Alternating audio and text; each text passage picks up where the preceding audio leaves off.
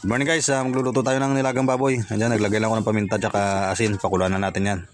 Takpan natin. At pagkakulo, nilagay ko na yung sibuyas. Saka yung patatas.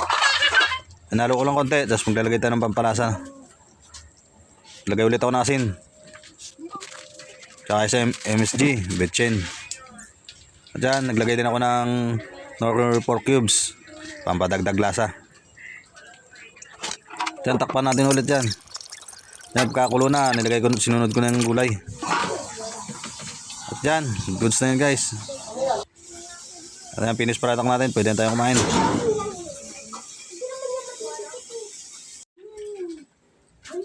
Guys, kain tayo. Try natin, baka tryin pa na iba.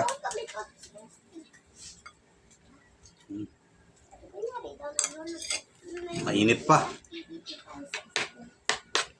Patay kanin, mainit. Lagyan na tayo ng patis.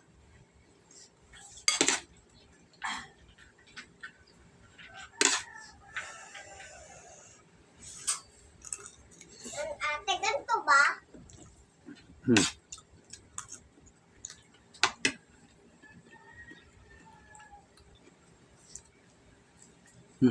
Lambot.